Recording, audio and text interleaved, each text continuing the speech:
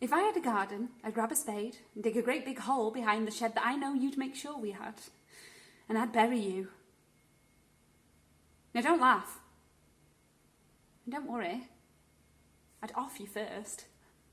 I'm not an animal.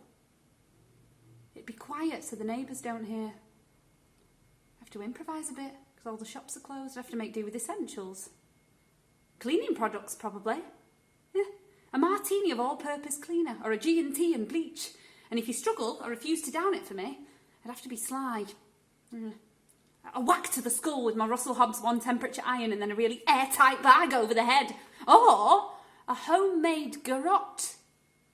If I can figure out how to make one from YouTube.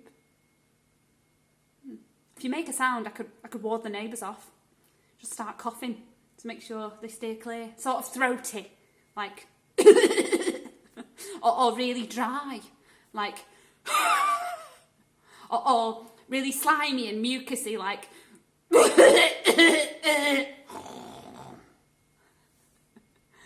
See? And no one wants to bother the police nowadays, and you don't want to waste an ambulance, so wouldn't need to worry about a cautionary phone call. I'd take you down to the end of the garden by night. You wrapped up in a couple of bin bags, dig a great big hole behind the shed I know you'd make sure we had. And I'd bury you. Piece of cake. Oh. Not literal cake. I've not been able to find flour recently and I've only got one egg left, which goes off tomorrow, but figuratively, yes.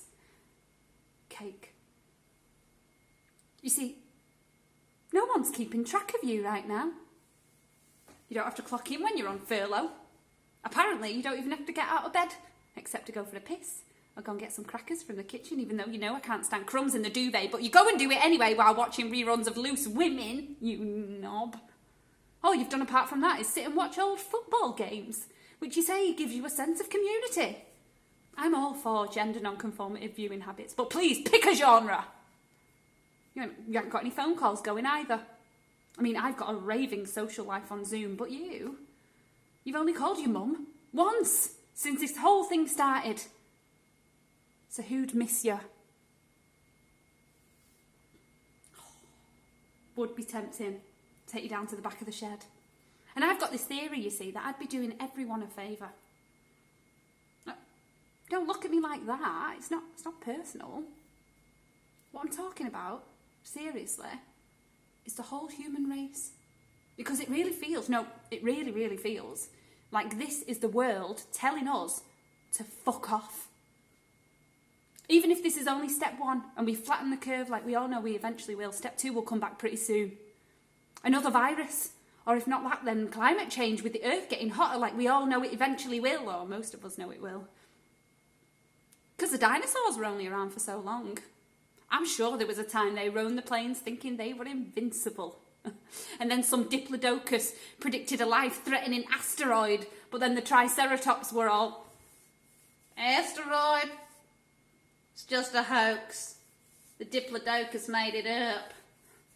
And then the rock came down from space and destroyed 75% of plants and animals and wiped them off the face of the earth. That showed them, didn't it? And it will show us. Eventually, we'll be shown the way out and we won't have a choice. Sorry, I'm being a bit gloomy. Got proof though. Proof that the world's telling us to fuck off. Because while we've all been mourning the lack of pasta and moaning about not being able to get milk and crying about not being able to go down to the pub for a pint, the birds have been singing. If I had a garden, the grass would be growing really big and tall until it gets seeds on the end so it looks like wheat. And I'm sure there'd be more flowers because there's no fumes on the road now that no one's driving to work. So you see, there's probably something good about us not being out there. Even better maybe if we die off. Which I know is a psychopathic thing to say, and I'm not one of those. But the thing about this is that it's taken us back to natural selection. Brutal, no-nonsense, survival of the fittest, Darwin shit. But the thing is about that is that I don't think it'll do anyone any good anymore. Not the planet, not the birds, not the people. What I really think is that the planet could do with a few less useless people. And I don't mean old people or people with asthma. I mean less dickheads. Like you.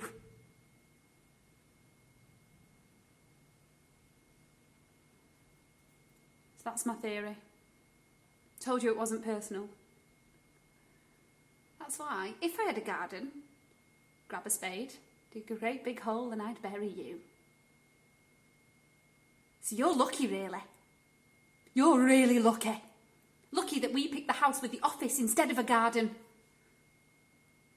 So just remember to never, and when I say never, I seriously mean never,